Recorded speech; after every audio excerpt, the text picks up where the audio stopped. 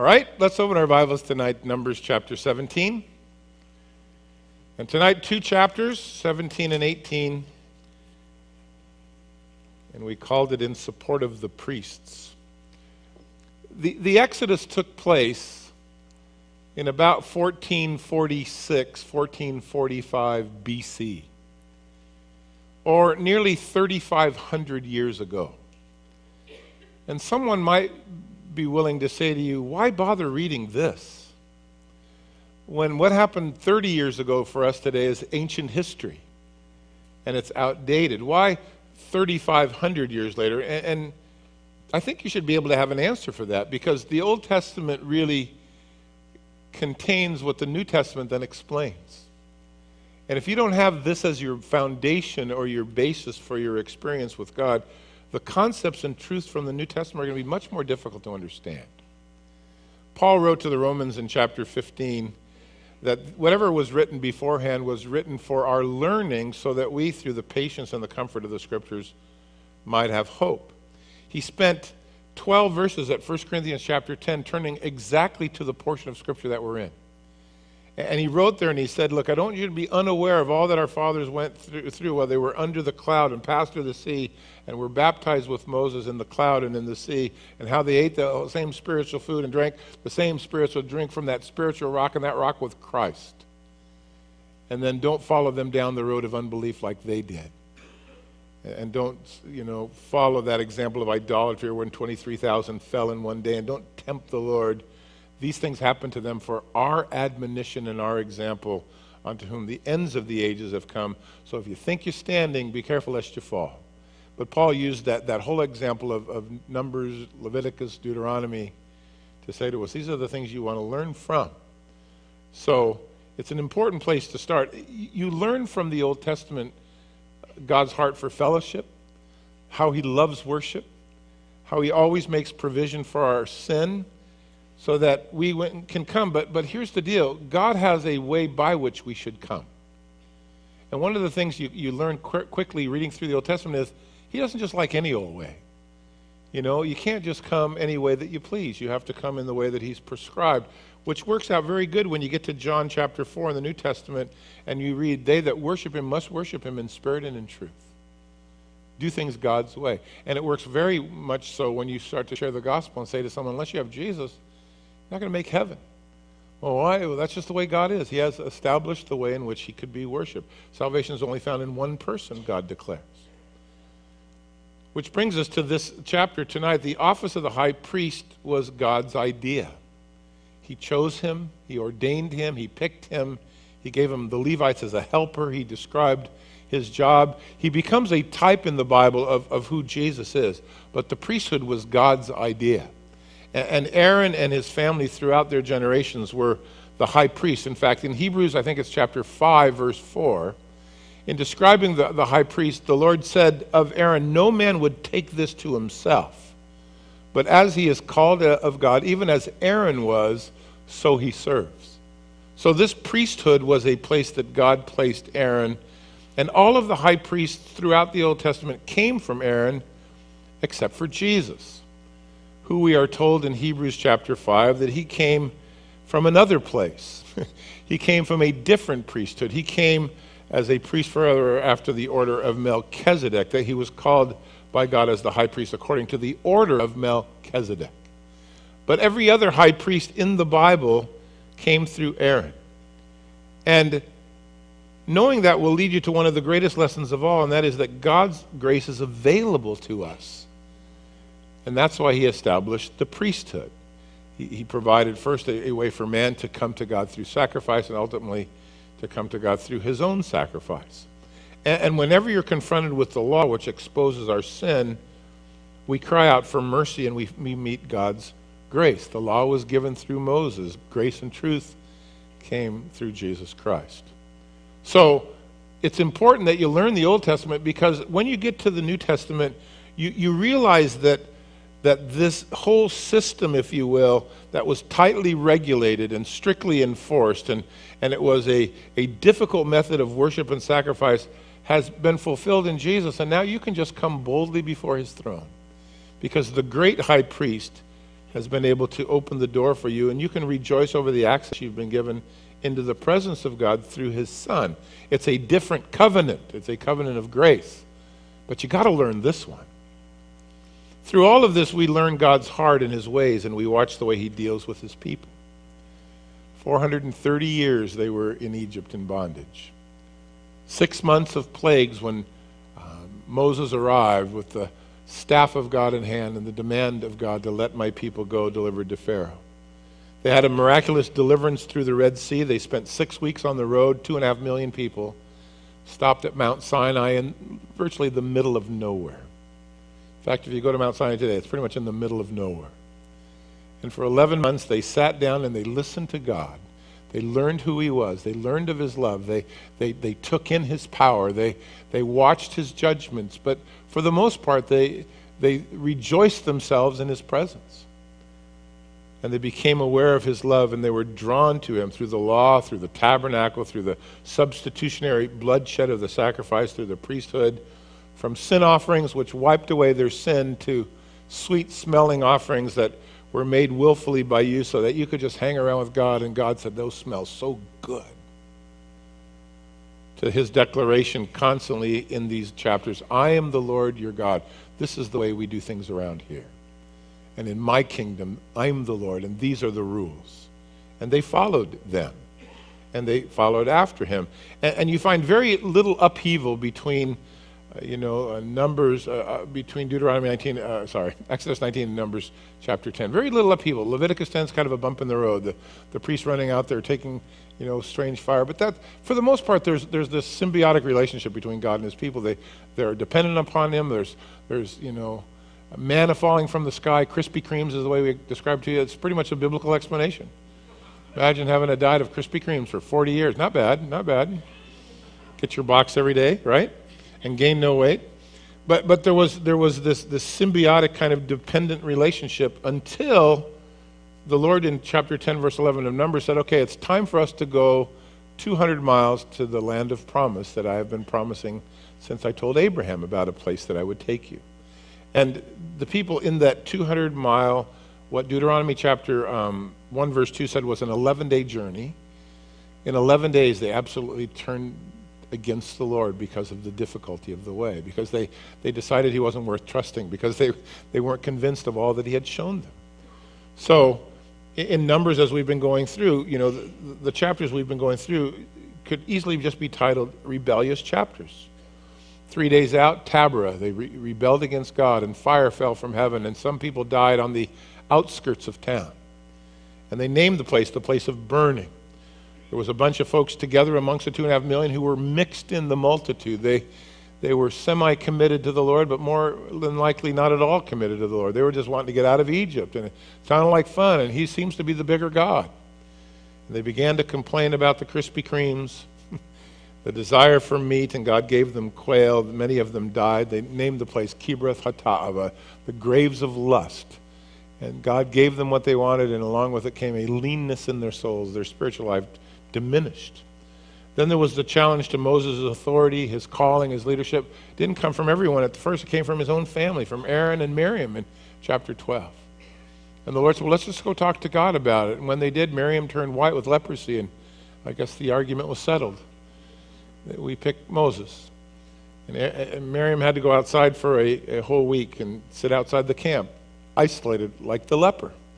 And only when her brother prayed and the Lord said, okay, a week, was she reinstated, and they continued on. Then they get to the land of promise and the 40 days and the 12 spies, and only 2 come back saying, God's big, and it's a scary-looking land, but our God's bigger, and he's taken away their defenses. Or the 10 spies said, no. There's enemies, and there's giants, and there's fences around the property. We can't go in. And God, who would have brought them in, had to turn them away. And the 10 spies fell dead with his judgment immediately. The people tried, some of them, well, let's just go in, and Lord, it's too late. And they died, and this generation began to wander through the wilderness for 40 years, as everyone over 20 years old was to die, except for Joshua and Caleb, 2 guys who brought back a good report. After chapter 15, where there is a word from the Lord to that next generation, that he is faithful to his word, but you got to walk with him. We came to chapter 16 last week, and again, there's that complaining, isn't there? This time it is Korah, 3 other guys, and 250 tribal leaders, all of them challenging both Moses and Aaron. And we told you that literally half the time, if not more, had passed between chapter 15 and 16. Easily 20 of those 40 years have rolled by, maybe more. There's very little to report those 40 years, because when you're walking in the flesh, what do we have to say about your life in any kind of permanence?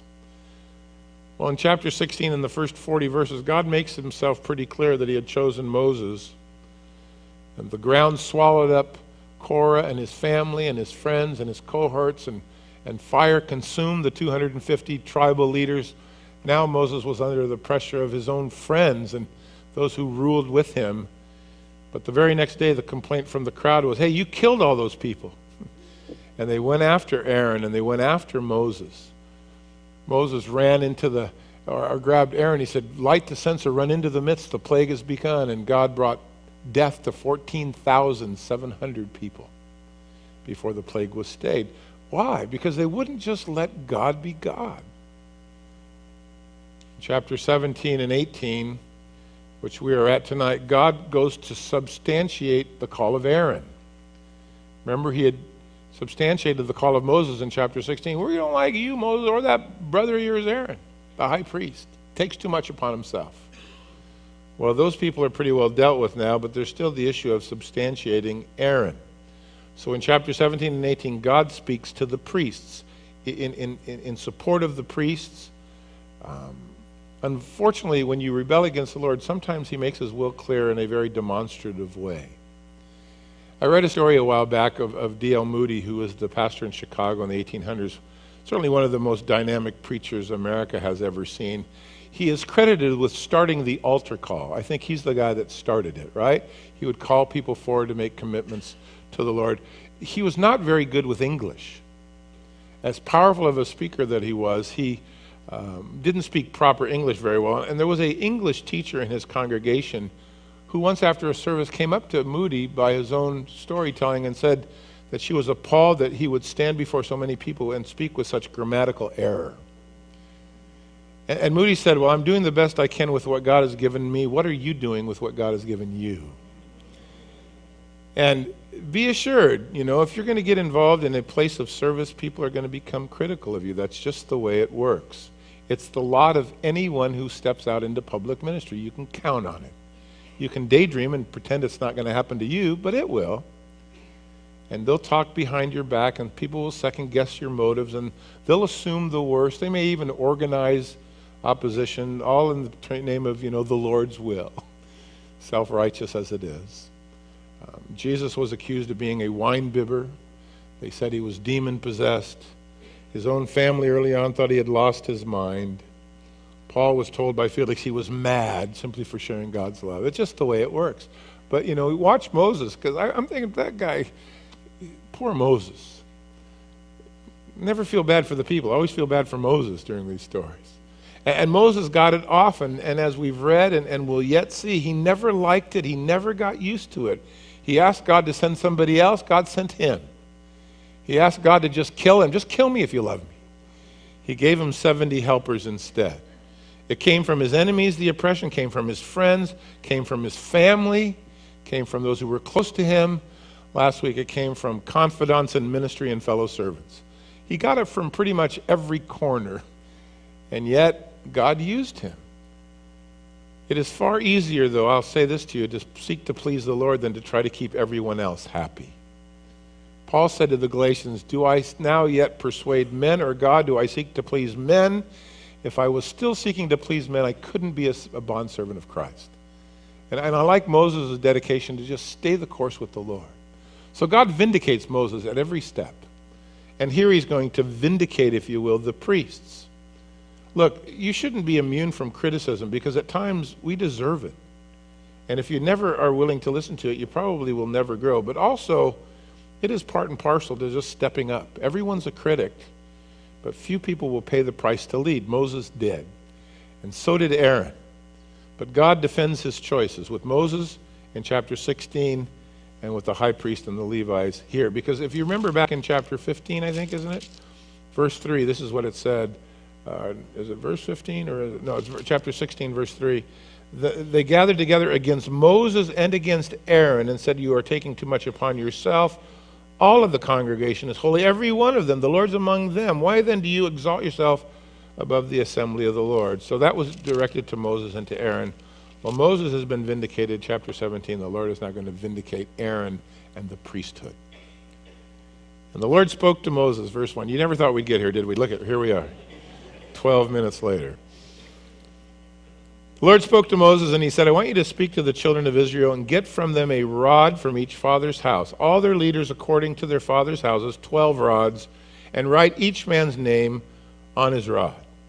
And you shall write Aaron's name on the rod of Levi, for there shall be one rod for the head of each father's home.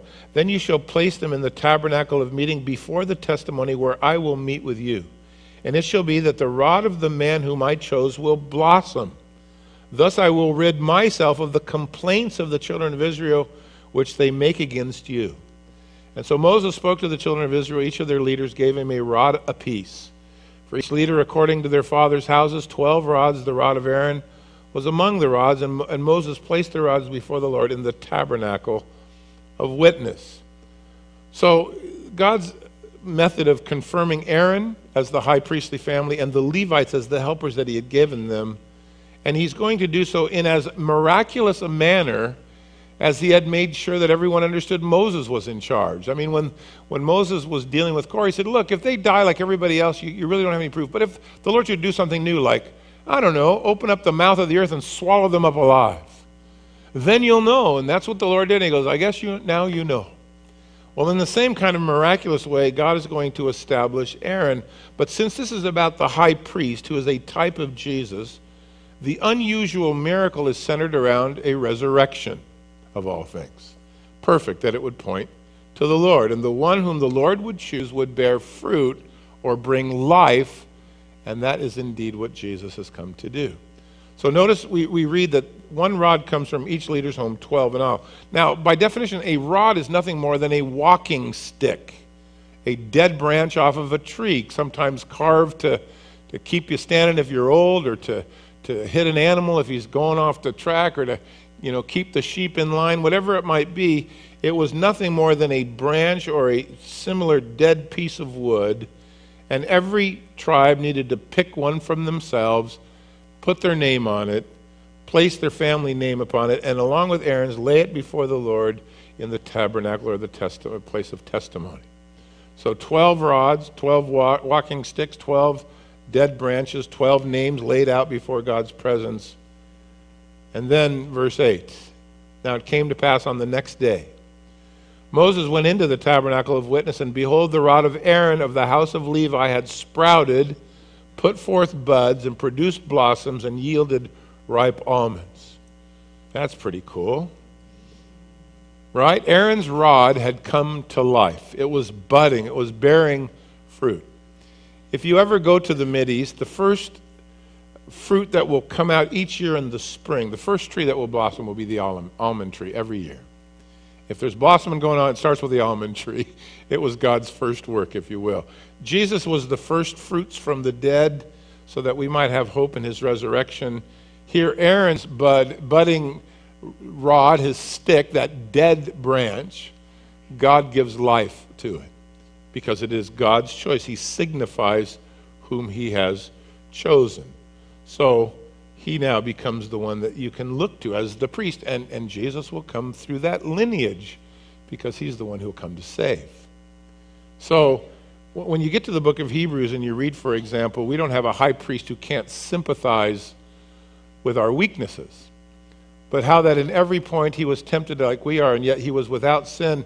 Then come boldly before the throne of grace that you might be able to find mercy and grace, help in time of need. You're able to say, God chose his son to save, just as he chose Aaron through whom he would be represented. It'll be the resurrection that ultimately, we're getting pretty close to Easter already. Can you believe that? But it will be the resurrection that will prove that Jesus wasn't lying. Everything he said, they could have doubted up until the resurrection. Oh, he died. He said he was going to lead us, but he's dead. He thought he was going to save us, but he's dead. He said he'd be with us when we couldn't see him, but he's dead, and now he's alive. The resurrection proves his claims to be God. And it also proves here God's choice of Aaron and God's choice of the Levites to serve him in this capacity. Right? So, as Jesus is our intercessor, so this priest and this high priest and this priestly family would be the method and the vehicle through whom God would allow his people to draw near to him. They would facilitate, if you will, that fellowship with God. So when you go to pray now, you can pray with confidence and boldly. We can be much assured because Jesus paved the way for you. Right? I hear some people say, oh, I'm not worthy. I don't think that's the issue. Oh, I'm just not worthy to pray. Well, I don't know if they'll listen to me because I'm really not worthy. No, you may not be worthy, but you're in because of his goodness. Well, Moses now brings out, verse 9, the rods from before the Lord to the children of Israel, and they looked, and each man took his rod. Well, it looks the same as yesterday. And then the Lord said, now bring Aaron's rod back before the testimony to be kept as a sign against the rebels, that they may put their complaints away from me lest they die. I would write that down if I was them. Thus did Moses, just as the Lord had commanded, so he did. And so you can almost just see the face of the leaders. You know, they all had come to complain and, you know, why do you think we're all holy? You know, God's with all of us. And Moses had been clearly marked out in the last chapter. And now, hey, let me see that. Let me see that. Oh, that is his name. Oh, I don't know. Now we're having a bad week. And the Lord says to Moses, all right, take the budding, living rod that was Aaron's and bring it back and put it before me. Keep it so that it might be a reminder to these complainers that they stop complaining lest they die. They should put their complaints away from me. Keep the budding tree as a witness to them of my choice to consider the next time. In Hebrews chapter 9, verse 1, we read this. Indeed, even the first covenant had ordinances of divine service and had an earthly sanctuary. A tabernacle was prepared, the first part, in which was the lampstand and a table and the showbread called the sanctuary.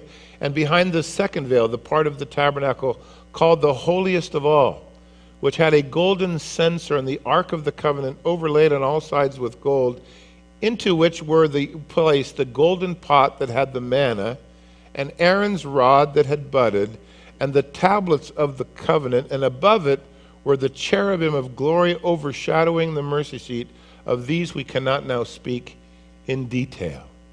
So years later, in writing Hebrews, Paul mentions this portion, and he talks about the Holy of Holies, that little small place where was placed the Ark of the Covenant, and it contained three things. And all three of the things, the manna, Aaron's rod, and the broken Ten Commandments, were all things that the people failed in.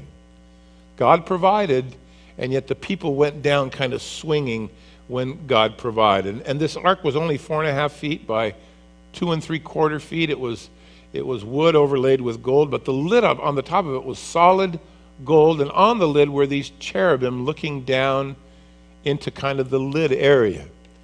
And so you take the lid off, and there was a little place to put stuff, and that's where it went. These, you know, remember the Ten Commandments that the Lord wrote with his own finger? And it was Moses who came down, and he saw the worshiping of the golden calf, and he dropped them, or he threw them, or I don't know what he did with them. They broke. And then he had to go back and get a second edition. You remember that? Well, the first edition was placed into this place, this ark. Then there was the pot of manna that the people had complained about, the Krispy Kremes, that we don't like them anymore. And now this rod was placed there as well. But God, act of justifying his choice in the face of the rebellion against Moses and Aaron, did so with a very demonstrative resurrection type picture, so that no one would miss the fact that the one who was coming, the great high priest, he would also save the people through resurrection. It's a beautiful type, right? But all three of the things in this box, in this tabernacle, if you will, and they all testified against the people's sin and rebellion. the good news is, covering that rebellion was this mercy seat, pure gold.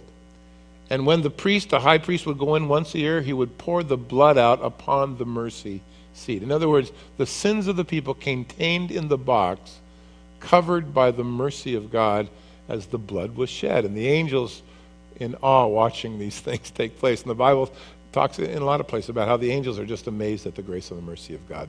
They long to look into those things that you've been given. So that's the picture, if you will, right?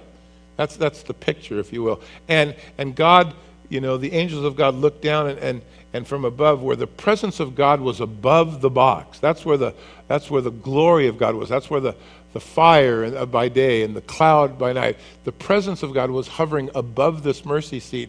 And I remember reading someone write, God thought outside the box. I thought that was so good, that the blood of his sacrifice would cover the sins in the box. He came to save us. Now, there's a lot of conjecture if you go online and you look around as to where the Ark of the Covenant is. It drove lots of movies, and there was lots of speculation. Some people have seen it, touched it, looked at it, been blinded by it. It's a crazy deal. I suspect no one has it. I'm glad if no one ever finds it. Someone's going to build a church in a kneeler and they're going to be worshiping this thing or selling off pieces with it, right? Or take a picture with the Ark, And there'll be a church there before you know it and worship standing around. So I'm glad the Lord hid the thing. But that's what now the Lord said, just bring it in here and let's hold on to it so that the people can put their complaining away. I've chosen Moses, I've chosen Aaron, and I've chosen the Levites. Well, the response of the people in verse 12 is very interesting. Verse 11 says, Moses brought it in and put it away like he said. But then it says, the children of Israel then came to Moses and they said, we're going to die. We're going to perish. We're all going to perish. And whoever even comes near the tabernacle of the Lord, we're going to die. Shall we utterly die? Now, this is the same people that were griping in chapter 16. But here's what they say now. Well, we saw Korah get swallowed up by the earth. Now we see a dead stick coming out of the presence of God alive. And we hear that the Lord wants to keep that around, so we'll quit complaining. I think we're done. We're history. We're cooked. They realized, and I think in many ways it's a good response, because they'd been in the rebellion, but in short order they'd seen the Lord take out 250 plus at least, the friends and family of Korah and his whole group, 14,700 more. Now they see with their own eyes that God has chosen Aaron and the Levites, and they feared like, man, we have taken the wrong side of this, now it's too late. We are just marked, right? It's a good thing to have a healthy fear of the Lord. They didn't have it. Now they might over-have it. But I think that the healthy fear of the Lord is often lost when familiarity replaces reverence in our hearts. It's real easy to come running in here after work and, through worship, just be reading your phone, checking your emails, and, what's going on. And not really realizing that we're here to worship God. It's easy to fall into familiarity, isn't it? You have to work at recognizing the presence of God. I think it's something you have to work at. Just like in marriage. If you're married for a while, you can ignore each other, husband and wife. Not a good thing to do, but you can fall into that habit. It's just familiar. The old husband, you haven't told me I loved you for 40 years. Yeah, but I told you 40 years ago, and if anything changes, I'll let you know. Kind of. Not quite the same deal, So it's the same thing like that with the Lord as well. These guys had pretty much been taking the food, the water out of a rock, the presence of God. They'd even experienced the judgment of God several times, and yet they were just so unmoved by the whole thing. And now it's in their face for the third time, and they're going, I think we're done. I think we've crossed the line. This is about as far as we should go. So this is not a bad thing to see them be afraid, I think, if you will. Or to be a little hesitant to speak out, What did Paul write to the Hebrews in chapter 10? It's a fearful thing to fall into the hands of the living God. I think there's something to be said about that, We're not messing around here. This is God we're talking about. We want to be sure we line up with what He wants from our lives. And you should never lose a reasonable sense of reverence for the Lord. So, in response to, A, I've chosen Aaron, and I hope this makes it clear to you, and B, the people now think we're done. We have just hurt ourselves. He's going to kill us next. Chapter 18 comes forward for the Lord and says to Aaron and to the priest, your responsibility is to keep the place of worship holy. If you'll do that, the people won't die. If you can just clean this place up and bring people here with holiness and a desire for the things of God, and not frivolously or complaining or griping, but come here to this place of meeting with a holy heart, then you can maintain the atmosphere and the people can feel safe. It's a safety that will come in the spiritual leadership of the priest. And in that way, they won't have to face the judgment of God like did Korah and his buddies and the 250 leaders or the 14,700 people out in the streets just complaining. That's literally how these two chapters connect. In fact, notice in chapter 18, verse 1, that the word begins, "Then the Lord said to Aaron." And you will find most of the chapters of the Lord speaking to Moses. But this is specific to Aaron and to the priests. And so here is one of the few places where the Lord speaks directly to Aaron, because he's going to confer responsibility upon him and ask him to be responsible for what happens at the sanctuary, at the place where the people gather together to seek the Lord. No one else but them would be allowed to step into this office, the high priest and the tribe of Levi. God made his choice. He now wants and demands that they enforce it. But he had chosen Aaron and he had chosen the Levites. Remember, he liked their genes. Not Levi genes, but just remember that. Not blue jeans, their genes. He picked a whole tribe and said, I'm going to give them to Aaron so that my people can have lots of help in gathering together to worship God. Remember that? So he picked the Levites himself. And we numbered them early on in this book. If they neglect their responsibility of providing godliness at a place of worship, then the people will suffer and God will hold the priests accountable. That's basically what it's going to say. It'll be the fault of the priests, but the people will suffer. And you remember this follows on the heels of verse 12 and 13. We're all dead. We're all going to die. Not so. Verse 2, or verse 1, the Lord said to Aaron, that's as far as we got, right? You and your sons and your father's house with you shall bear the iniquity related to the sanctuary, the place of worship. You and your sons with you shall bear the iniquity associated with your priesthood. Also, bring with you your brethren of the tribe of Levi, the tribe of your fathers, so that they may be joined with you and serve you while you and your sons are with you before the tabernacle of witness. They shall attend to your needs, to the needs of the tabernacles, but they shall not come near the articles of the sanctuary or near the articles of the sanctuary and the altar, lest they die, they and you also. And they shall be joined with you and attend to the needs of the tabernacle of meeting for all of the work of the tabernacle, but an outsider shall not come near you, and you shall attend to the duties of the sanctuary and the duties of the altar, that there may be no more wrath upon the children of Israel. So the high priest, he had a very specific job. He could go into where the Lord's presence was once a year. The Levites who were helping him could only go so far. They were assigned a different responsibility. But anybody not a Levite and not a high priest family, they would die. This is not for you. I hope we made that clear in chapter 17, he says. But here's your job. And notice verse 1, it's your sin, it's your responsibility, and that of the Levites, that you should establish a method of life here so that the children of Israel would no more find the wrath of God. Or in other words, you should do things in a way that the Lord would honor and the people would be protected. If not, they sin, they fall. I'm calling upon you. That's what verse 1 and 2 says. They were to guard against idolatry or the development of practices God hadn't allowed, or the distinction of holiness and dedication, keep it at a high standard. So, look, by interpretation, today, pastors and elders in the church have a responsibility to preserve the sanctity of the church through the teaching and through the application of the Scriptures. They're obligated to keep us holy, at least in terms of direction and training, to promote faith in God, to promote authentic worship from lives that are lived holy before Him. Remember when Paul wrote that letter to the Corinthians, who were such a, they were such a worldly church, right? A real backslidden kind of carnal place. But they had in their congregation a man who had sexual immorality with his father's wife. And they were so proud that they were so diverse in their church that they actually, we let a guy like that sit with us because we're cool, man. We let anybody in. We're not narrow-minded. We're broad-minded. And Paul was furious. And he said, you're puffed up. You should be mourning. This deed should be taken away among you. If I was with you, that guy wouldn't be. And I have judged in my spirit already, even though I wasn't with you, what you should do. So here's what I'm saying to you. Put that guy out.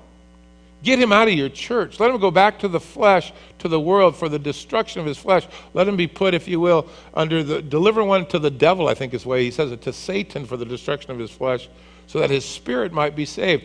Put him out of the church. Why? Because there is a responsibility given to the priests here, to the leaders in the New Testament, to maintain a holy place of worship. So often people, they hunt around for churches that they can get away with murder. Well, you all right with that? Good. And how about that? Yeah, and can we do? Okay. I'm coming here because I don't need to change at all. I can live any way I like, but the church you want to be involved in is a church that holds the things of God at a high standard, right? We don't need to fill the pulpit with celebrities. We need to fill the pulpit with his word. The people that came to Jesus there in John 12 said this, verse 21, "Sir, we want to see Jesus." That's what you want to leave here, knowing him and his way and his word. That's what has to move us. That will bring the blessing of God, not only to the church as a whole, but to the individuals in the church. And the minute you start finding these very progressive and liberal churches that are turning people away from the scriptures and questioning the doctrines of the Bible and engaging in things that bring crowds together but not biblical, they're not protecting the people. They're in trouble, but so are their people. And that's, I think, the big issue. So, when Paul called upon the Corinthians to maintain a godliness and not make room for sin under the guise of tolerance, so they wouldn't be unfriendly. I've found over the years, even in churches, that most folks will say nothing to people living in sin if it means that they have to put at risk their friendship. I would say to you, it is better that you speak up and seek to please the Lord. Doesn't mean you have to be a jerk. But you certainly have to be one who opens his mouth and says, look, this isn't biblical. This isn't right. Sometimes people will come in for counseling and they'll want to talk to me or one of the other pastors. And sometimes when we tell them what the Bible says, they will actually go home and then call the office again and ask to speak to someone else. Yeah, I talked to him already. That wasn't quite the answers I was looking for. Maybe I could see somebody else. And we don't let them do that. Yeah, you start with one guy, you got to stay with that guy. Sorry. Oh, that's not good. Paul said in 1 Corinthians chapter 5 to them, your glorying for being so diverse is not good. You should purge yourself of the old leaven. Put him out is the way that he put it. Put him out into Satan's domain. Send him back out into the world. Why? So that he'll be isolated from the church. The church will stay holy, but he'll be out there in the world's domain going, man, I miss the people who care for me and the love of God and the joy of the Lord and the work of God's Spirit. I don't like being out here in the world. Well, you can't live in the world while sitting in the church. So his advice wasn't to get rid of him so they'd lose him. He said his flesh could be destroyed so his soul could be saved. There's something about separation in that spiritual sense that provides, an impetus for people to repent. Isolation from fellowship is the loving thing to do for people who want to live in sin. It's far better for them spiritually than the loving tolerance and provision for the flesh that you so often find with people. Oh yeah, you just do what? I'll tell you what is a pretty good barometer of your spiritual temperature. Look at the people you spend the most of your time with. Those are the folks that are just like you. Because people will not hang around folks that are 10 steps ahead of them spiritually. It bothers them. You're going to pray again? We just prayed yesterday over the food. Not again today. Come on, man. Get with it. You're going to find somebody who lives at the spiritual level that you like, that you're comfortable with. So if you want to see how you're doing, ask yourself, how is my best friend's spiritual life? Because that's you. That's you. But that's not the way it should be. We should be moving forward, all of us together, shouldn't we? So the Lord called the Levites. In verse 6 he said, behold, I myself have taken your brethren the Levites from among the children of Israel. They are a gift to you, given by the Lord to do the work of the tabernacle of meeting. Therefore you and your sons with you shall attend to your priesthood for everything at the altar and behind the veil, and you shall serve, and I will give your priesthood to you as a gift for service, but the outsider who comes near shall be put to death. So the Lord called the Levites a gift to the high priest. And I would say that so often, we have a big staff here at the church. We had a staff lunch today. We had pizza. It was really good. But they are a gift to us, to accomplish the work of God. And it can be a demanding job. But no outsider. But you see, what I don't want you to miss is the responsibility for the holiness of the congregation falls upon the spiritual leaders in the congregation. Lest you would sin. Verse 1 is a very powerful word. You and your sons and your father's house shall bear the iniquity as it's related to the sanctuary. And the iniquity is associated with your priesthood. And be sure you bring the Levites with you. They're responsible as well. So we want to do everything that we can to provide a place and a climate, not where a big judgmental bunch of rules and regulation, but where Jesus is Lord. And his word takes priority. And we follow it to the best of our ability. And like D.L. Moody, we may not talk so good, but we're doing the best with what we've got. And we want to please him, but you don't want to hide sin in the congregation. And so that was the response of the people. Remember, this all started in verse 17. We're going to die because we've taken the wrong side in this. And the Lord said, you won't die, but the people I've chosen will be responsible for keeping a place of holiness, so you won't die. And if they don't, you'll both die. You and the people that God gives you. Right? Now, beginning in verse 8 and going down through verse 24, and I think we'll just read it and then maybe talk about it a little bit. From verse 8 to 24, the Lord then speaks of supporting the Levites in their work at the tabernacle by the offerings brought by the people as they came to seek the Lord. They would be serving the people who would then in their giving support their work. But the priests were to treat what they were being paid or given as holy. In other words, they needed to tie the giving to the goodness of God and not lose sight of either. But here's what it says in verse 8. And the Lord spoke to Aaron, again to Aaron, here, I myself have also given you charge of my heave offerings, all of the holy gifts of the children of Israel. I have given them as a portion to you and to your sons, and as an ordinance forever. This shall be yours of the most holy things reserved from the fire. Every offering of theirs, grain offering, and every sin offering and every trespass offering which they render to me shall be most holy for you and for your sons. In a most holy place you shall eat of it. Every male shall eat. It shall be holy, set apart, distinct for you. This also is yours, the heave offering of their gift, with all of the wave offerings from the children of Israel. I've given them to you and to your sons and daughters with you, as an ordinance forever. Everyone who is clean in your house may eat of it. All the best of the oil, and of the new wine and the grain and the first fruits which they offer to the Lord, I have given them to you. Whatever first ripe fruit is in their land, which they bring to the Lord, shall be yours. And everyone who is clean in your house may eat of it. Every devoted thing in Israel shall be yours. And everything that first opens the womb of all flesh, which they bring to the Lord, man or beast, shall be yours. Nevertheless, the firstborn of men you shall surely redeem, and the firstborn of unclean animals you shall certainly redeem. And those redeemed of the devoted things you shall redeem when 1 month old, according to your valuation, for 5 shekels of silver, according to the shekel of the sanctuary, which is the same as 20 gerahs. But the firstborn of a cow or of a sheep or the firstborn of a goat you shall not redeem. They're holy. You shall sprinkle their blood on the altar, burn their fat as an offering made by fire for a sweet aroma to the Lord.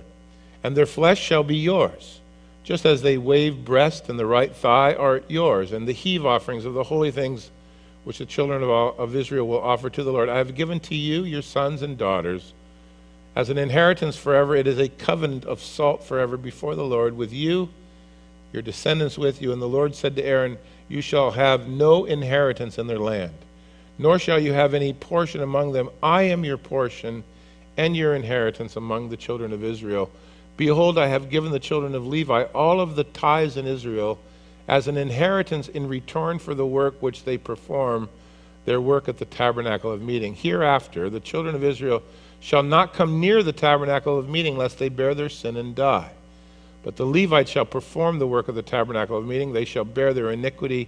It shall be a statute forever throughout your generations, that among the children of Israel they shall have no inheritance for the tithes of the children of Israel, which they offer as a heave offering to the Lord. I've given to the Levites as an inheritance. Therefore I've said to them, among the children of Israel they shall have no inheritance. So they were given no land, these priests. Everyone else had land. They were divided amongst the tribes, as you remember. But they were given a portion of the offerings that were brought to the Lord, who then took them and gave them to the priests, both the high priest who served and the priest who kept the place of meeting going. They were the intermediaries. They were the intercessors in the Old Testament between God and the people. Their payment was their relationship with the Lord and their access to the Lord and the tithes of the people. Their loss in a physical sense was they didn't have land. They were given cities and when they got into the land where they would serve, but they weren't allowed to own any land. Having said that, the Lord then says to the priests in verse 25, speak to the Levites and say to them, when you take from the children of Israel tithes which I have given you from them as your inheritance, then you shall first offer up a heave offering of it to the Lord, a tenth of a tithe. So whatever you get, you also have to tithe back to the Lord. Your heave offering should be reckoned to you as though it were the grain of the threshing floor or of the fullness of a winepress. You shall offer a heave offering to the Lord from all of your tithes which you receive from the children of Israel, and you shall give the Lord's heave offering from it to Aaron the priest. Of all your gifts you shall offer up every heave offering due to the Lord from all the best of them, the consecrated part of them. Therefore you shall say to them, when you have lifted up the best of it, then the rest shall be accounted to the Levites as the produce of the threshing floor and the produce of the winepress. You may eat it in any place, you and your household. It is your reward for your work in the tabernacle of meeting, and you shall bear no sin because of it when you have lifted up the best of it, but you shall not profane the holy gifts of the children of Israel, lest you die. So the priests were called upon by the Lord to tithe of everything that they received. Their compensation was daily. It depended upon the giving of the people. If you will, it depended upon the relationship of the people to the Lord. If they separated from God and the giving went away and the devotion went away and the approach to God went away, the priest had failed. And the priest basically works himself out of a job, if you will, and then he has to answer to the Lord, if you will, as well. So the Lord saw it as compensation. It was respect to a reward for work, and that was the Lord's establishment. From this time on, the people wouldn't be coming near on their own. They would have respect for the priest. They would recognize his place. And because of that, the priest would be the buffer, if you will, the savior of really the sinfulness of man. Tithing was kept and maintained and provided for the place of worship, for the gathering of the people. It financed the lives of the Levites. Even in the building in Exodus of the tabernacle, you might remember in Exodus that the Lord sent Moses and said, tell the people to bring the thread and the stones and the wood, and then he would say, if you want to. Those who willingly brought. And Moses finally had to be told by some of the guys, hey, could you tell the people quit bringing stuff? We have more than we need. And isn't that great when God does that? You don't hear that very often from church pulpits. Stop giving. We have more than we need. I would say to you, we have more than we need. God has always blessed our church.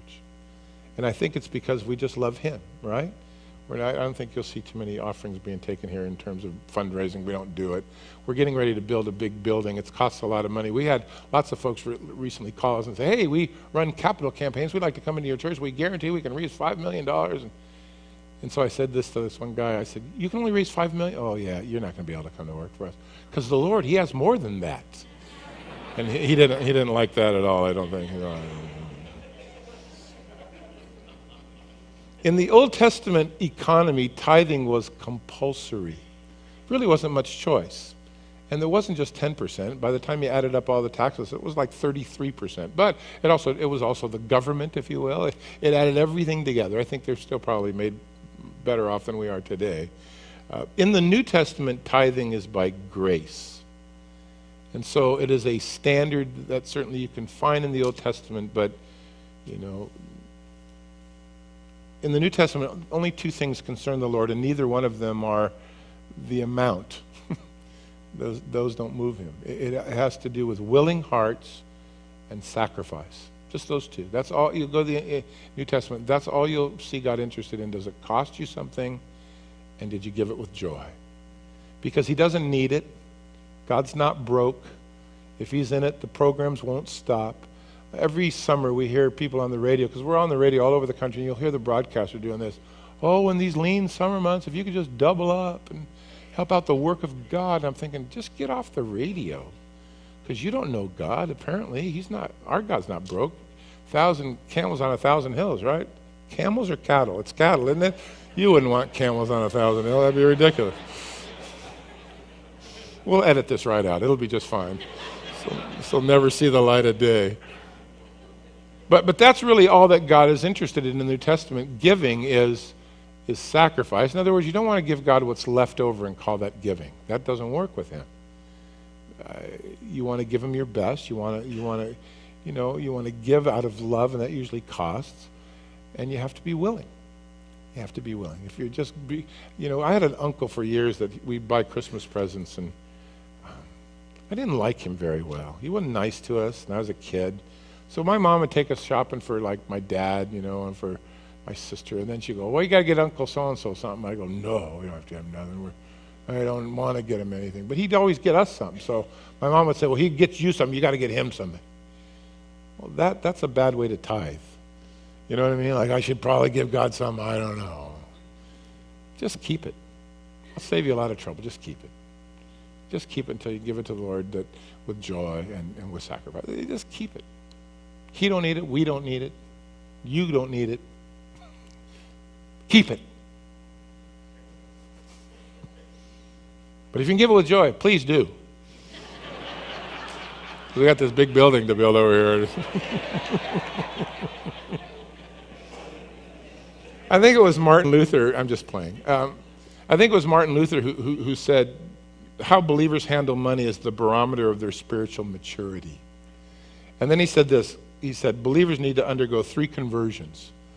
He said, the conversion of their heart, the conversion of their mind, and the conversion of their pocketbook. And he said, the last one's always the last to come by. It's the most difficult. If you want to know more about what God says in New Testament giving, go read 2 Corinthians chapter 9. It's an entire chapter dedicated to giving and how the Lord sees it. But that's where you'll read, let every man gives as he purposes in his heart, not grudgingly, nor out of necessity. You should go underline that. I always think about that when I hear these guys pitching for money on the TV.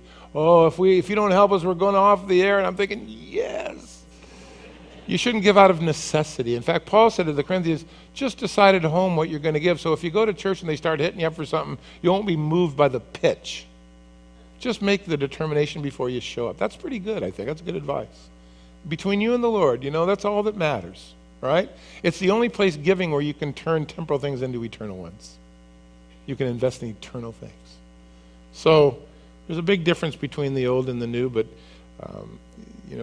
Paul writes in 2 Corinthians 9 that if you disperse abroad and you've given to the poor, then your righteousness will endure forever. And he who supplies seed for the sower and bread for food will also provide seed and multiply it, and sown and increase in righteousness and enriched in everything. God will be praised in every corner. So there's something to be said for the giving. But for the priests, here's the deal. We're picking Aaron and we're keeping the Levites, and their job is going to be specific. They're going to keep the judgment of God from the people by maintaining a godliness in the place of worship and maintaining an attitude of holiness amongst the people so that they'll live. I think that's pretty powerful. Next week, or in a few weeks, when we're back, read chapter 19, and then chapter 20, poor Moses has had enough. And he meets the judgment of God as well. Father, we thank you tonight for your word to us as we've sat together, and help us to realize, Father, a couple of things tonight, that you choose how you want to be worshiped and by whom, that you're the one who anoints and puts in place overseers, that they are responsible, Lord, to keep a holy place for the congregation, but also, if they don't, they will find the judgment that comes from you. We watch Moses being criticized so much, and so often we realize that there's a cost to be paid for leadership, but raise us up to be leaders in this world, especially now, that we might speak of the love of God and the goodness of God and the mercy of God. The gospel might be on our lips. Boy, the world needs to hear the good news. There is no good news out there except you, Lord. And may we be spoken to, and may we, as we give, even as the priests depended upon it, and then the priests were responsible to give themselves, so we all would learn. May we be cheerful and joyful and hilarious givers who give out of our great gratitude, but also in a way that, Lord, you would recognize as being a sacrifice. The poor widow with the 2 mites could have easily thrown in one, but she threw in both. And you said she gave more than everyone else, not financially, not monetarily, not the number on the check, but the sacrifice of her heart. May that be what describes us as we take and receive and then give, and we invest in eternal things. Thank you, Lord. If tonight you are going through it financially, sometimes you'll find in the scriptures that you face those challenges because what God gives you, you don't use, and you give him nothing in return. And so, there's something to be said for taking what you have before the Lord and letting him direct you first. And so if you're faithful to him in the little, then he can give you much. So pray about that. How would the Lord have you be overseer of what he's given to you? That's important. And tonight, if you are living out there in a way that isn't bringing God's blessing, then this would be a great night to come and pray with one of the pastors to just repent. Lord, I want to be holy again. I want to be dedicated to you. I want to live my life and please you. And God will hear that prayer. He'll restore and wash and make new. And you can go home tonight with a burden lifted off your life and a door that has been shut because of sin opened again. Fellowship with God. Pastors will wait to pray with you tonight. I know that God's going to do that great work in your heart. For some of you tonight, you're going to restore your relationship with him tonight. Praise the Lord when that happens. Shall we stand and sing this last song together before we go?